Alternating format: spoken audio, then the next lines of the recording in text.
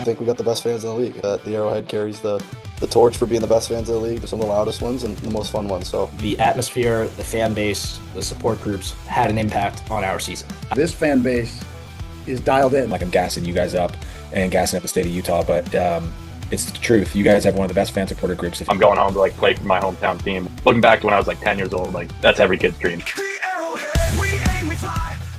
All right, welcome to a special episode of the Arrowhead podcast. I am out here in Mount Pleasant at Wasatch Academy with Trey and Brett, who are out here for the PLL overnight out here in Utah. Guys, thanks for sitting down with us today. No problem. Thanks for having us. It's always a pleasure to be on the show. Yeah, excited to finally get on the show. It's been a while coming, so I know you've been waiting with anticipation to get on the show, Trey. I know it's a big deal. So, guys, you just came off a massive weekend, a doubleheader in Denver, 2 wins, sitting on top of the West. How do things feel right now? Yeah, I think for us overall, it feels good. I know, it was a little bit of a slower start for us. Sit at 2-4 before the All-Star break, and obviously, the season starting sooner. Not all our guys are in, and we're kind of figuring out who we are, and we've hit the ground rolling ever since the All-Star break, and it's been a lot of fun to play. Yeah, I think kind of just going into the stretch, having games every weekend is good for us. Just building momentum, and I think it's perfect going into playoffs. So it's great to get 2 this past weekend, and now we have the final 2 to just build a little bit more momentum and go in with a good feeling for playoffs. Yeah, what's been the change, do you think? I mean, Brett, you mentioned 2-4 before the All-Star break, and now you're on a roll. It's 4 in a row. What's been the big change and the big shift, do you think? Yeah, there's a couple of things to test it too. I think that playing every weekend is massive for us. You see everybody every weekend. You get excited to go and play on the weekend. You get to see the group of guys. I think we kind of had a nice heart-to-heart chat after the Water Dogs game in San Diego that kind of, allowed us to kind of all be on the same page, hitting the best foot forward, and knowing that we had, I think it was 6 weeks, maybe 7 weeks of games left, tops, and we can either go one of 2 ways. We can either roll over and finish last like we did last year. We can kind of go do something about it, and I think that we decided to go do something about it, and it's been big for us. So I think just us coming together as a group and getting used to playing with the 40 middies. I think it's a big factor into it. Magoo's been awesome this year, and I got a lot of people giving him crap about him not going number 1 or going number 1 or whether he should have or not, but it's consensus he should have gone number 1 overall. That's every time I watch him play, he's a man amongst boys out there. Yeah, I think offensively, the standings in the league are so tight. I think we knew it's there's no real stress here. We get 1 or 2 wins here. It's we're right back in the middle of the pack. So I think for us, just staying poised, and when we're playing free offensively, that's when we're at our best. We're a younger side too. So, just veteran guys like Mac and Fieldsy and Ambler leading us has been great. So, Steinsy is impressed. Leo is impressed, really, stepping up for us out of the midfield. So it's been great so far. Yeah. Trey, for you specifically in the offense, you are on a tear right now, personally. What's been the big motivator for that? What's clicking? Yeah, I think we're just such a good offense. There's no real egos. There's not one guy that's the sole focus. So, everybody can put the ball in the net, and we know that. So we share the ball really well, and it's working out.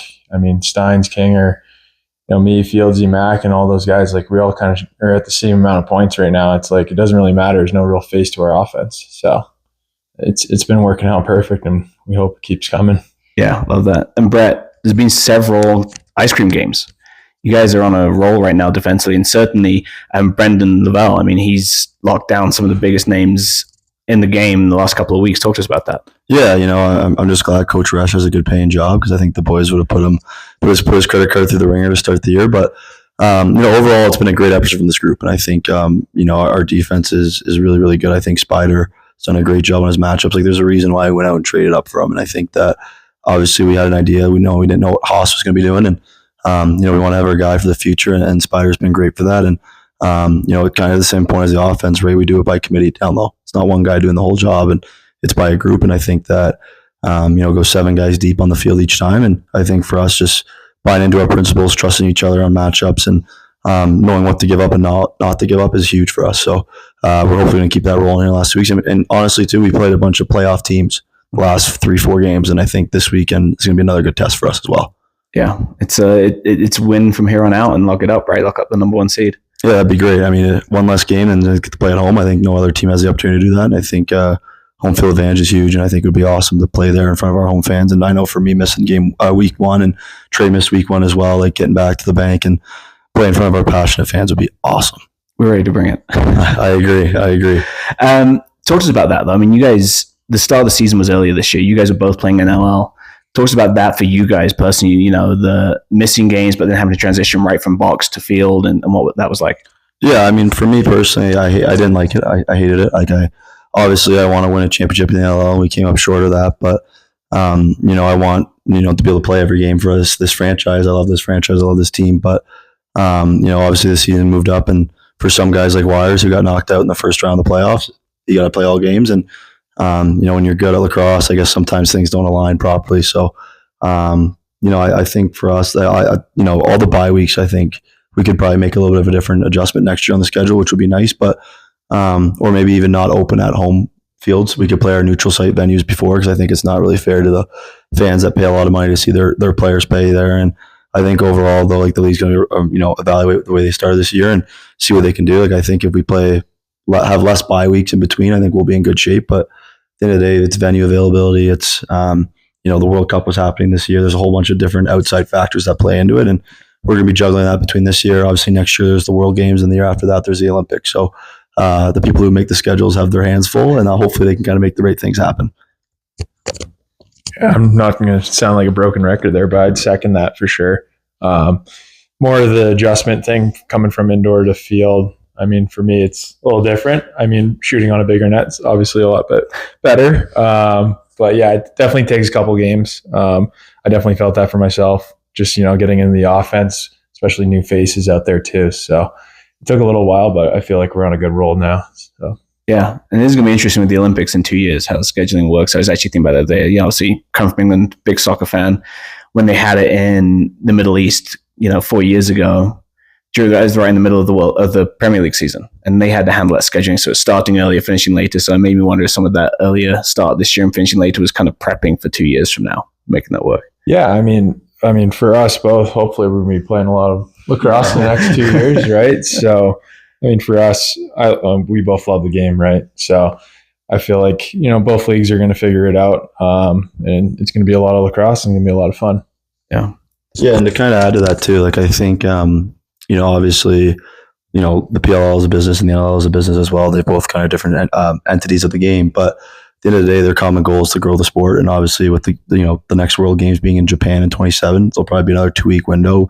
It was kind of about 2 or 3 weeks off, I think, for last time around from when we had the World Games, and we're kind of going through some of it right now. There's a lot of talk about this polo lacrosse event that's happening in Jamaica in the middle of the season. Well, hey, traditionally, the PLL has been made up of predominantly American players, Canadian, and a couple of Haudenosaunee national team members, right? So, but all the other countries in the world, it doesn't really attest to them. So, all these events are great for the sport. I think we just got to find a way to get through it. And, for the Olympics too, like I think that's the pinnacle of the sport. They're pushing for, right? Sixes is a lot of fun to play in. Maybe not as much for a goalie because you're getting shelled a bunch, but, I think it's going to bring the best out of all lacrosse fans. And any chance somebody, and I know Trey and I feel this way as well, when you play for your country, there's a tremendous honor and pride that comes with it. And I think that when you're, whether one of the 25 guys or whatever it is that goes to Japan, or one of the 11 guys that goes to the Olympics, there's going to be a lot of pride in it.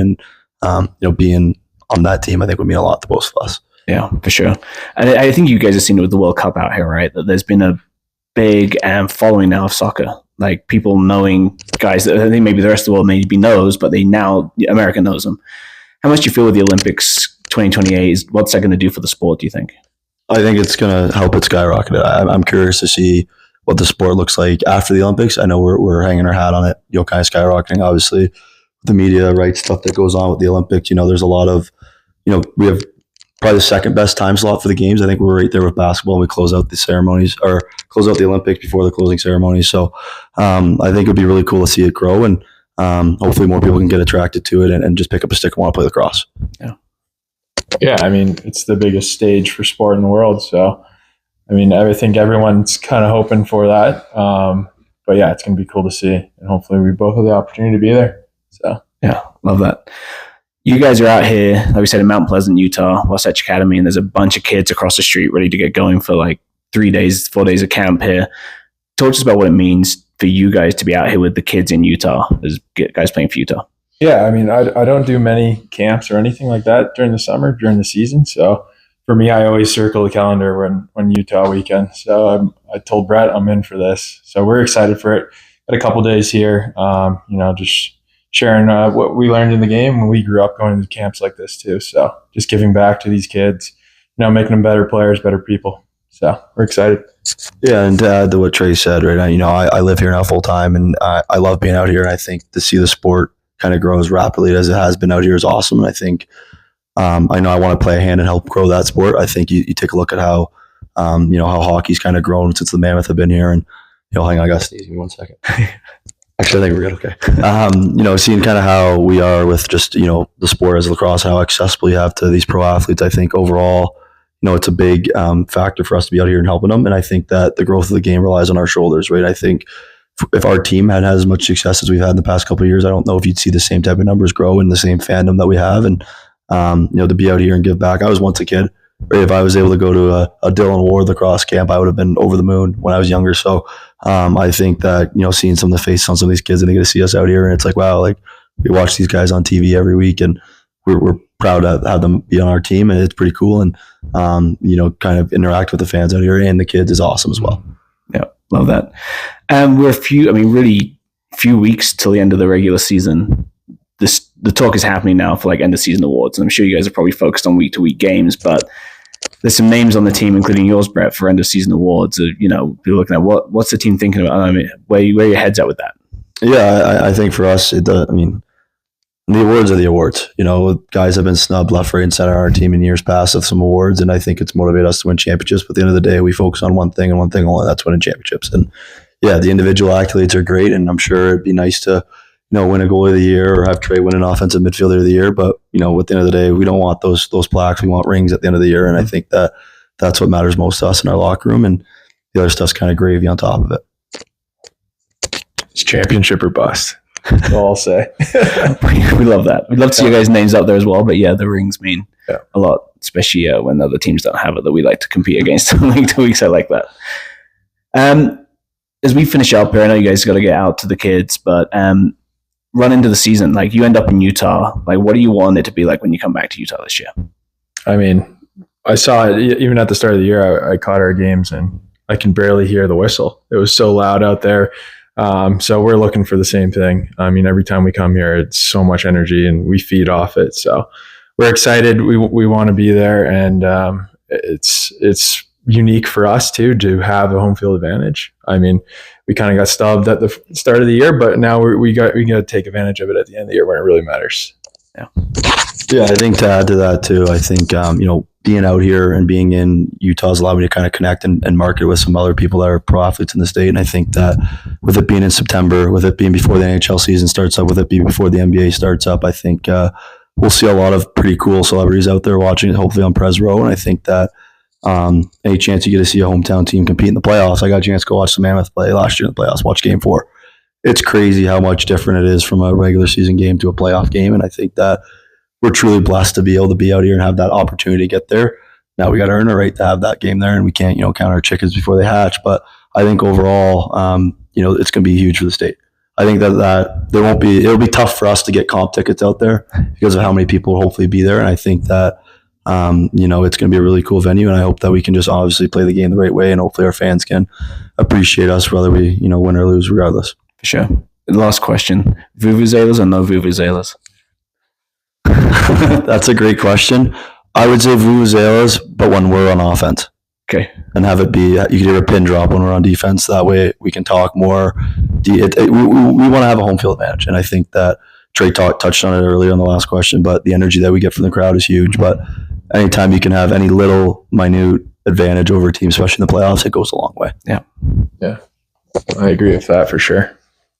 Don't let their defense hear what they're saying. So I will say I may or may not have positioned a couple of high school kids a year ago behind, I think, California's goalie with a couple of vuvuzelas, and maybe they did or did not get moved by stewards. But yeah, happy to give you guys any edge we can. But again, appreciate you guys sitting down. I know you guys are busy out here, taking time. Really, really appreciate you guys doing that. And then we love you guys being out here, like working with these kids. Because so my son is here, and the reason he's here is like I want to learn from the best goalie in the world. So I appreciate you guys doing that for the kids. So, and yeah, good luck for the rest of the season, guys. Thanks for having us.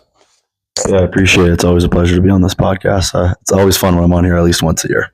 It's got to be. We always finish with you. So we finish with a championship one. Exactly. That'll be the best thing. Okay. All right. Thanks, guys. No problem. Anytime. Thank you. This podcast is not affiliated with the Premier Lacrosse League or Archers Lacrosse Club. This is an independent, fan-run podcast. The Arrowhead